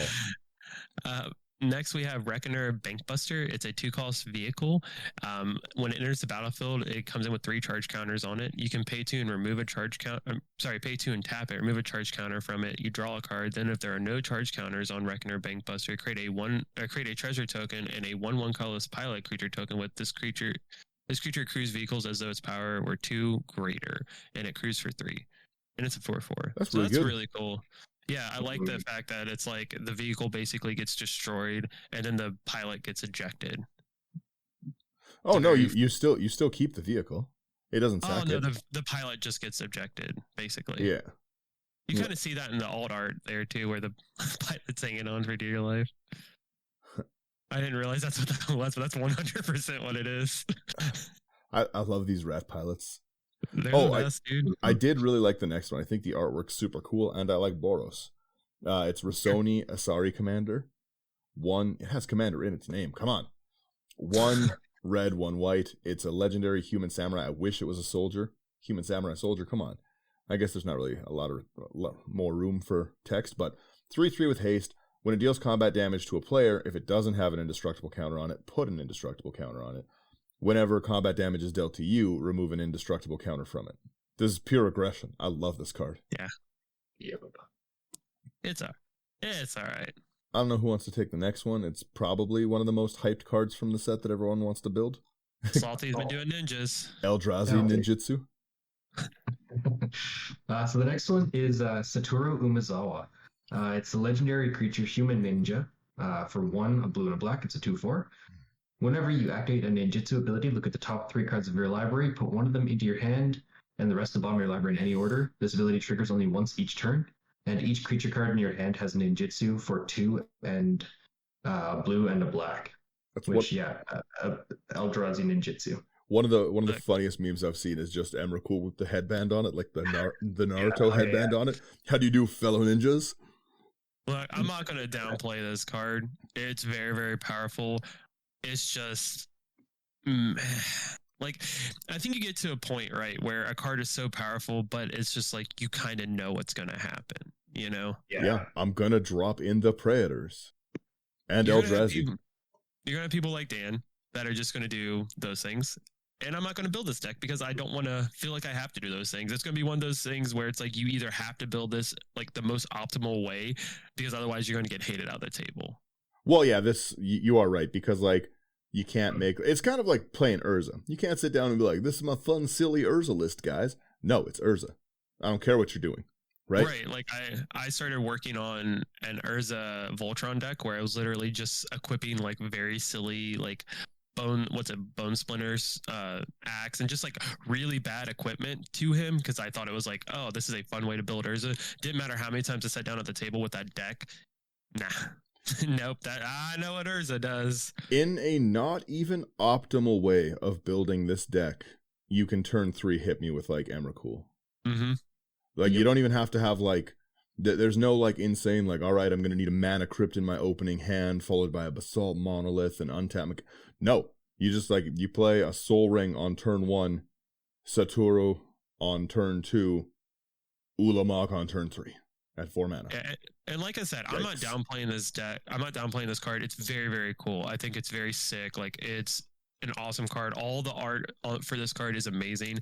It just sucks that we got such a good card that it feels like there's only like one way you're going to see it built, and like Dan said, it's like pure aggression. Yeah, my big problem is like, although to most people who see me build decks, it looks like my budget is endless. It is not, and there's not enough Eldrazi Titans. I simply can't go and buy every Eldrazi Titan every set.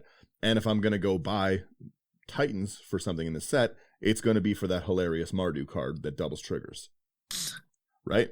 Like I think it's strong, and if I pull one, which I probably will because I'm going to open boxes until I get another card that I want in the set, and I hope the drop rate on that card's good because yikes. But no, like it's fun. I might build it. It looks fun. Obviously, like you're gonna have fun playing it, and that's half the game. Doesn't matter if everyone else has fun as long as you do, right?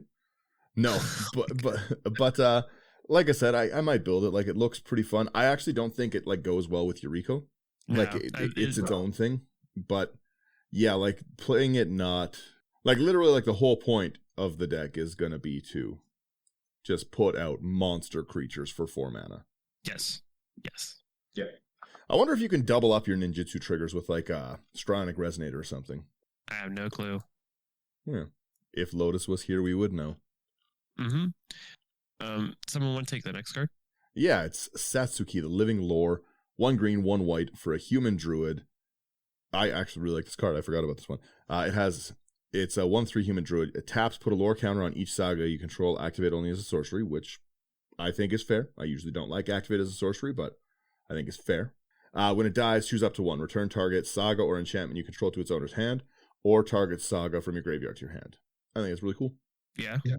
It's neat. I think it has some of the best art in the game too. Yeah, there's the artwork that they commissioned for this set is just phenomenal. There's a lot of cards that, although I may not build them, I want to have them. They're beautiful. I would love an uncut sheet of the like the Japanese alternate art things. They're not actually in Japanese. They just are the like anime looking artworks. I would love, but this set has just beautiful artwork top to bottom. I really, really like it. Yeah. So moving on, I'm gonna take this next card because I'm actually really excited. It got a reprint in a standard set. Whatever. You guys get what I'm saying. It's a Scrap Welder. It's 2 in a red for a 3/3 Goblin Artificer.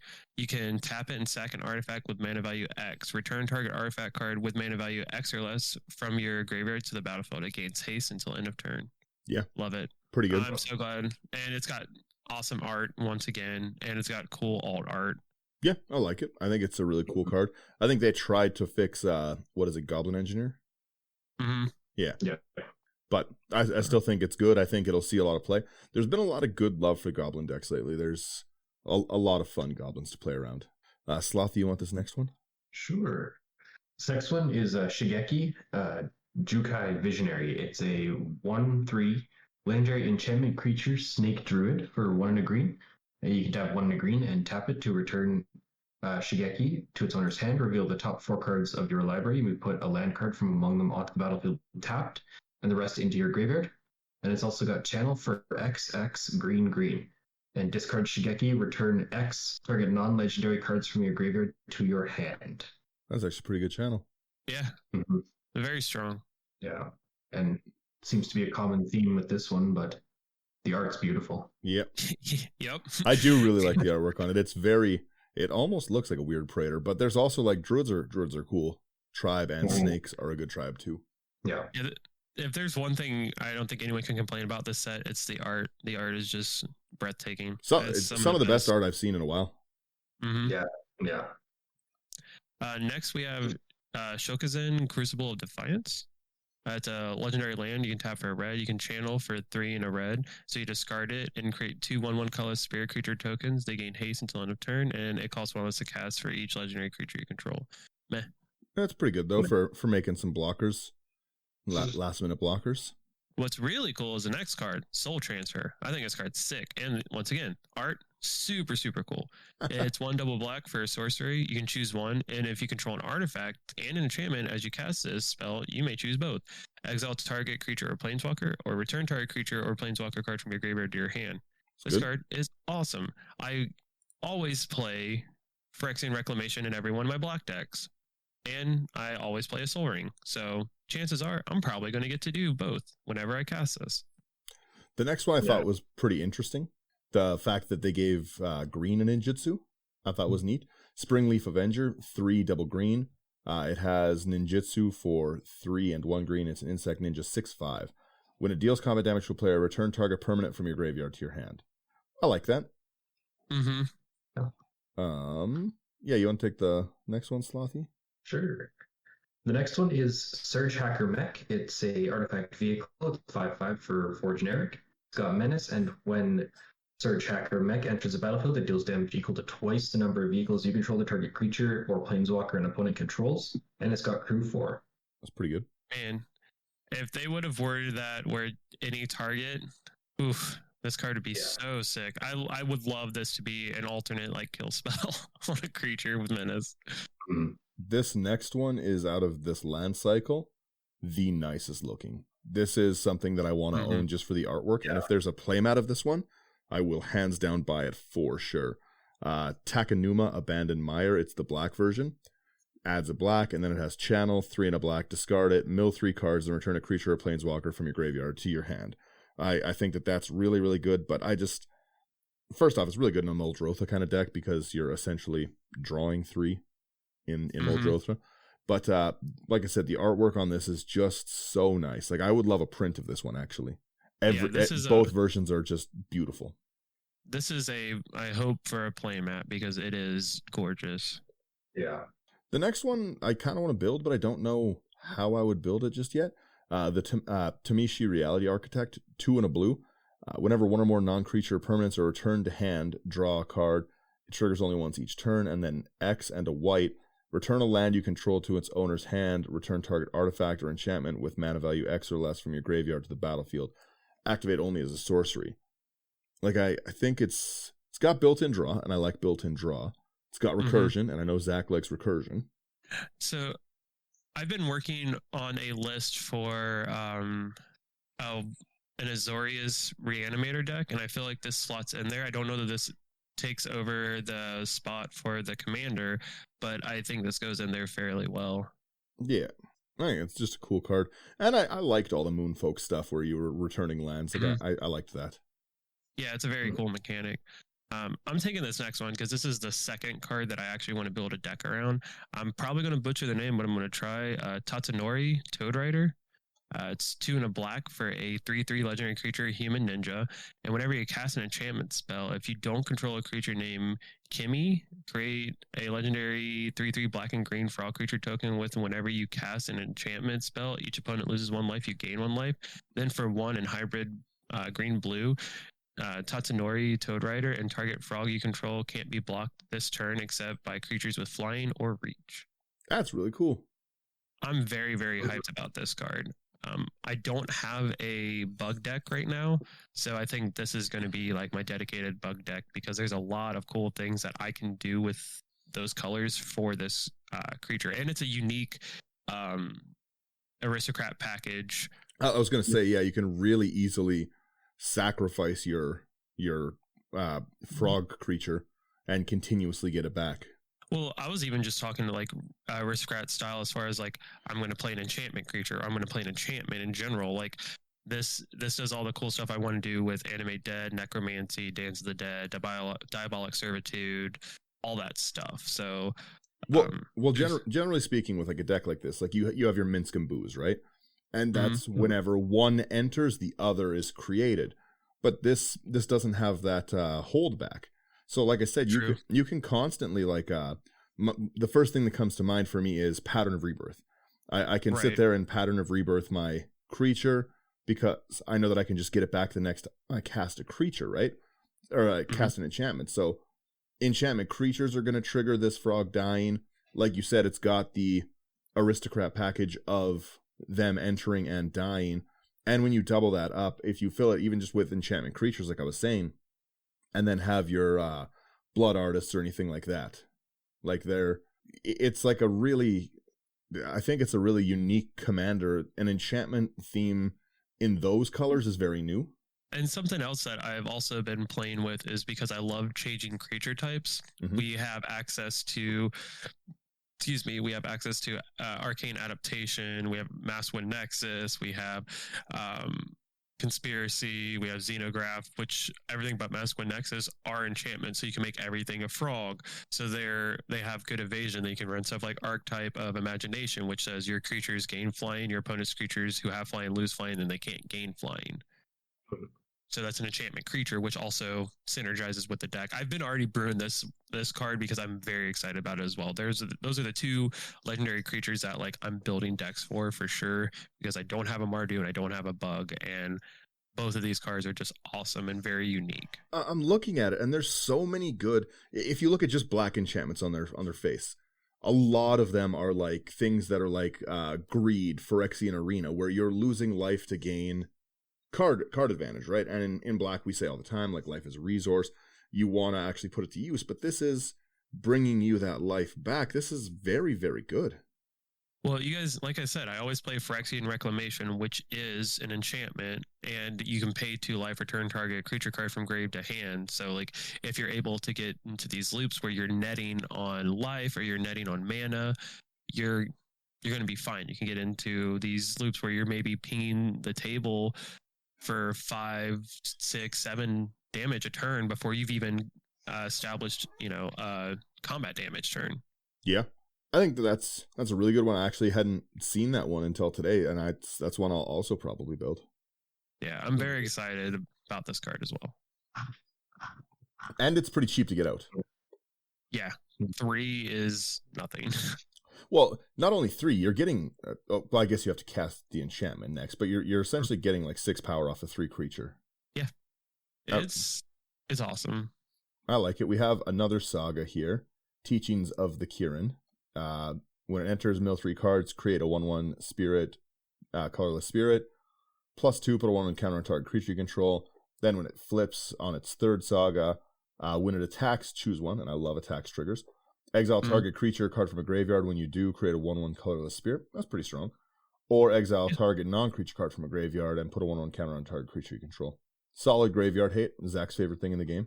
Yep, but it is a creature, so it's easier to deal with. Yeah, that's true. Then another green saga. You want to take this one, Slothy? Sure. Next one is the Dragon Kami Reborn. It's 3 and a green, and its first and second chapters. You gain 2 life. Look at the top 3 cards of your library. Exile 1 of them face down with a hatching counter on it, and then put the rest on the bottom of your library in any order. And the 3rd chapter is exile it and then return to the battlefield transformed under your control. And it comes back as Dragon Kami's Egg, 0/1 enchantment creature egg. Whenever Dragon Kami's Egg or a dragon you control dies, you may cast a creature spell from among cards you own in exile with hatching counters on them without paying its mana cost. That's good. That's pretty cool. Yeah, I like that a lot. Mm-hmm. You can read the next one, Zach. Sure. So we have the Reality Chip. It's 1 and a blue for a legendary artifact creature, equipment jellyfish. It's a 0/4. You may look at the top card of your library anytime. As long as the Reality Chip is attached to a creature, you may play lands and cast spells from the top of your library, and it reconfigures for 2 and a blue. It's awesome.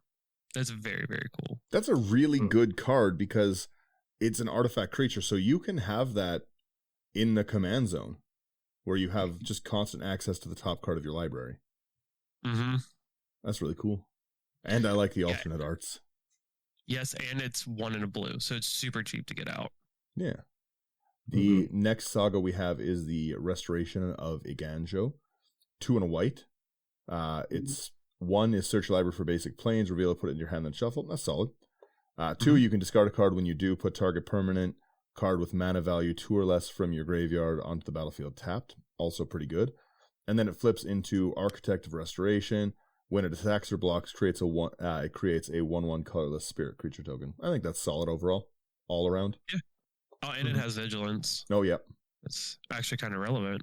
Mm-hmm. Next, we have that's cool. We have Thousand Face Shadow. It's 1 blue for a 1/1 human ninja with ninjutsu 2 double blue. It has flying, and when it enters the battlefield from your hand, if it's attacking, create a token that's a copy of another target attacking creature. The token enters the battlefield tapped and attacking. That's good. That's really good. Yeah, it's very, very cool. And that's such a cheap card to play. Mm-hmm. Yeah. Well, and especially for so early, it having flying means it's going to be unblocked to ninjutsu something else out and get back into your hand. Yeah, it's sick. Next one's pretty interesting too. Thundering Raiju. 2 double red for a 3/3 spirit with haste. Whenever it attacks, put a 1 counter on target creature you control. Then it deals damage X damage to each opponent, where X is the number of modified creatures you control other than Thundering Raiju. Mm-hmm. It's very, very good.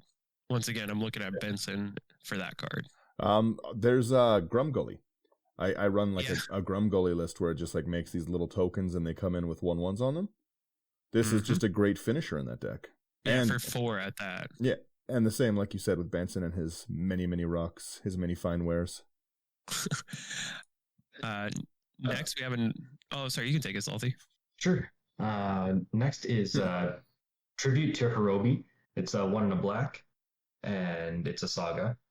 And the first and second chapter, each opponent creates a 1/1 black rat rogue creature token, and exile and then return to the battlefield under your control. Transforms into Echo of Death's Wail. It's an enchantment creature spirit, 3/3 with flying and haste. And when Echo of Death's Wail enters the battlefield, gain control of all rat tokens. And whenever Echo of Death's Wail attacks, you may sacrifice another creature, and if you do, draw a card. That's pretty cool. I want to take the next one. Also, I do like the artwork on that. That's hilarious. The rats in the jars. Mm-hmm. Weaver of Harmony, 1 and a green for an enchantment creature snake druid. First off, great tribes all around. Snake druid enchantment, 2/2. Other enchantment creatures you control get 1/1. Awesome. But it has 1 and a green, 1 green and tap. Copy target activated or triggered ability you control from an enchantment source. You may choose new targets. So that's really, really good in the sagas, but it's also really, really good in a lot of enchantments, like being able to double up triggers. Essentially like a Strionic resonator for enchantments is awesome. The one that I'm most excited about, because I think it still works this way, is because I'm thinking about putting that already in my my bug deck that we were just talking about, is Doomwake Giant. The one that's 4 and a black. It's an enchantment creature giant, 4/6. It has Constellation. So whenever Doomwake Giant or another enchantment ETBs under your control, creatures your opponents control get -1/-1 till end of turn. Yep, that's good. Because that's a triggered ability. So boop, just kill everything. That isn't mine. Yeah, I think that you'll see some interesting combinations with this. Personally, I'm going to do it with the shrines, obviously, because I like the shrines. But so that does it for all of our rares. I know there was an uncommon you wanted to talk about, Dan. A common. It's just an amazing common. It's Tameo Safekeeping. It's just simply 1 green. It's an instant. Target permanent you control gains hexproof and indestructible until end of turn. You gain 2 life. That's going to be a phenomenal common to pick up and put in decks. That being an uncommon. Yeah. I'm sorry, go ahead. No, you go ahead because I have to find the shrines. So please. Okay, the uncommon I was excited about because I just recently built a Torak deck and I've really been enjoying it. So cards that do what this card does make me really excited. It's Containment Construct. It's 2 for a 2/1 artifact creature construct. It says whenever you discard a card, you may exile that card from your graveyard. If you do, you may play that card this turn. So this allows me to play all the stuff I would discard, but also lets me play lands if I discard one like through like a random discard effect, which there are some in the deck. Yeah. There is did you pull up your 5 shrines here? I did, yes. And I'm just going to rant about each of them. So everyone buckle up because this is a lot of me. First off, I love the shrines. The shrines are some of my favorite cards in all of Magic. I sound like a parrot saying it, but the artwork on these is all great. First off, I also love legendary creatures that can be in the command zone that are uncommon. All of these are legendary enchantment creatures, which is wicked. These are shrines. We have the initial shrines trigger on upkeep. The last set of shrines we got triggered in our main phase. And these are end step shrines. So without further ado, we have the Goshinte shrines. So first is Goshinte of Ancient Wars.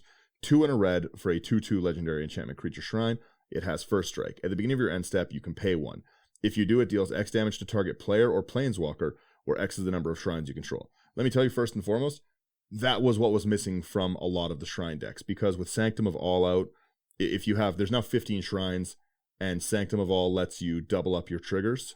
So with 15 shrines out for 1 mana, you're going to deal 30 damage to any player or planeswalker. That's insane. It's very, very good. The fact that they can be removed makes these a little weaker. Well, I guess the enchantments can be removed too, but the fact that these can be removed to like a board wipe or something like that, whatever. I'm just excited for that. So that's the first one. The fact that it hits players or planeswalkers is great. You can kill the table with this pretty easy. The next is Goshinte of Boundless Vigor, 1 and a green.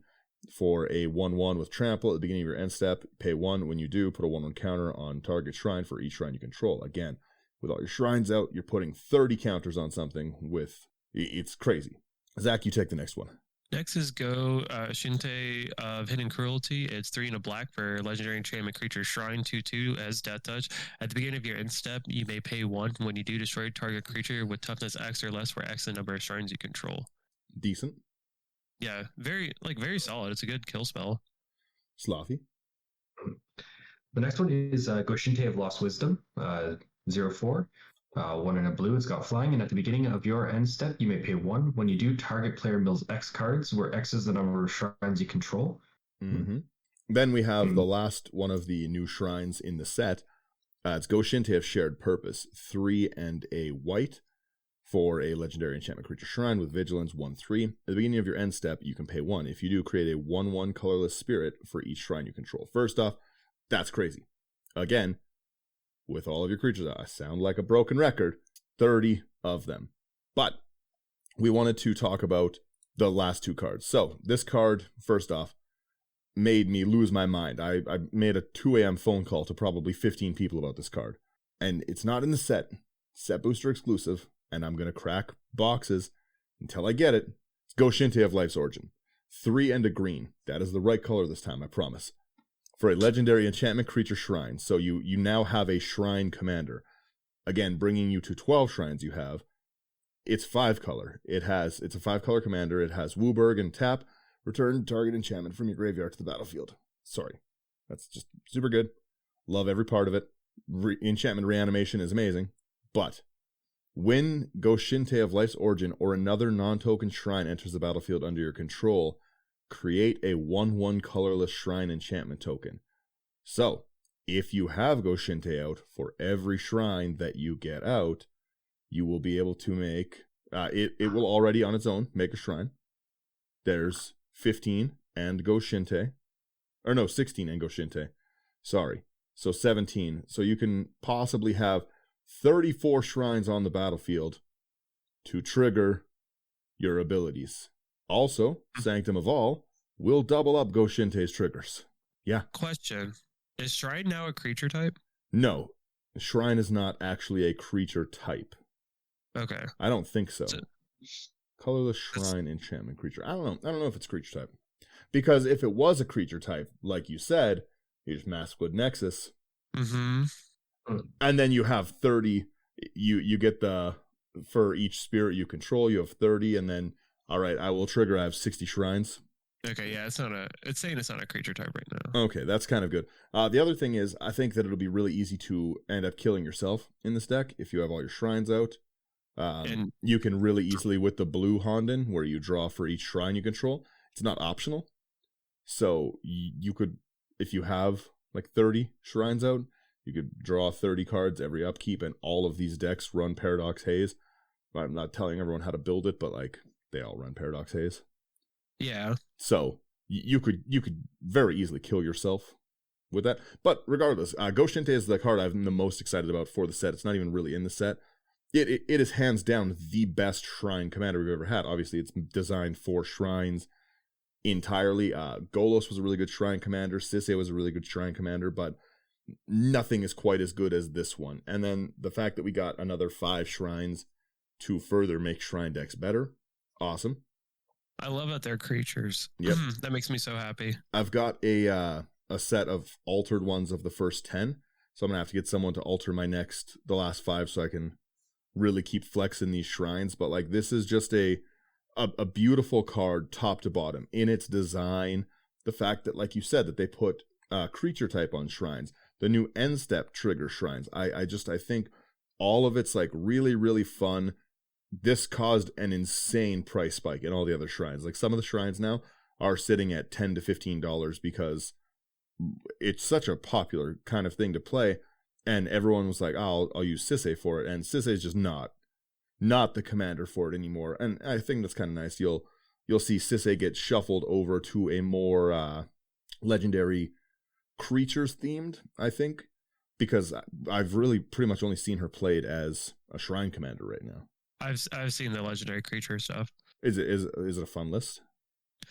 So my experience has been I like watching CDHTV. Mons will play his to say list, and it was all like legendary creatures stuff, and it was very, very cool.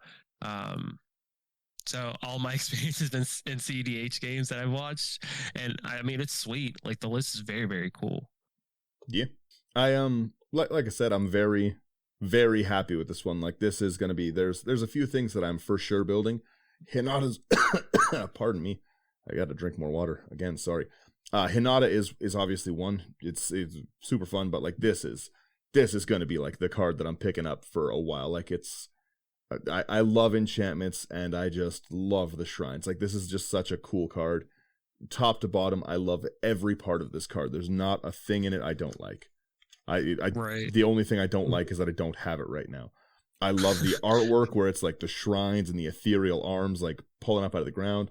It's amazing. And then we've rambled for a while, but there is one other last card that does deserve mention, and it's simply because I'm a Futurama fan and I think it's funny. But it's the new partner. It's another set booster exclusive commander card. It's Yoshimaru Ever Faithful. This is an awesome card. It's 1 white for a legendary creature dog that's a 1/1. And whenever another legendary permanent enters the battlefield under your control, put a 1/1 counter on Yoshimaru Ever Faithful. And it has partner, and I love the partner mechanic. And then the flavor text is day after day he sat there knowing the Wanderer would soon be back for it. This is just Fry's dog, and I love it. Yes.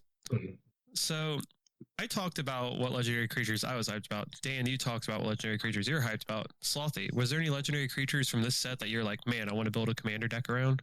So there's a whole bunch of cards I'm going to be putting into decks. Sure. That are legendary creatures. But I think one that I want to try to make work is Greasefang. Okay. Excuse me. Mm-hmm. Greasefang, and I kind of want to try Nashi as well. Kind of keeping with the whole rat theme. Sure. Yeah.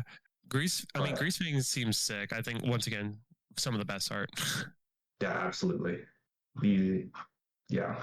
Well, there's yeah, I know we will wrap in a second. There's definitely more than like I'm gonna build some more things. Looking at the spoilers, I'm a little more excited for some other things, but Ghost Shinte and Hanada are like the top of that list. Mardu Wolfgar, like you said, is just silly.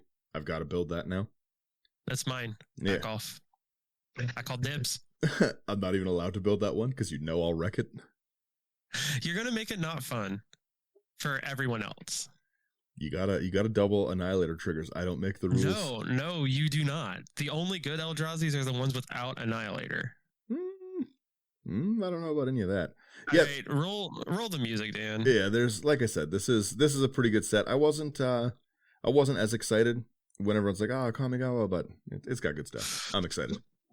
Yeah, I don't think I'll buy a box, but I will definitely be buying singles. Zach, let them know where they can find the content. So you can find all of our content on Insta99.com. That's going to be our one-stop shop for all things Insta99. That's where you can find links to our Discord, where we have an active community where we're always talking about the new cards, deck builds, and you can even find games on there to play with other people. You can catch Lotus once a month, I believe, on Brewing It Live. She typically does it on Saturdays. You can also find us everywhere that you can listen to podcasts on. I said it earlier in the episode, but I'll say it again. Spotify has changed things, so please get on there if you use Spotify and give us a good review. It would mean a lot to us. That's, I think, everything. So have a good day, guys. Oh, and also check out the articles on the website. They're really well written. Yes. So, yeah. Thank you guys so much for listening. Have a great day.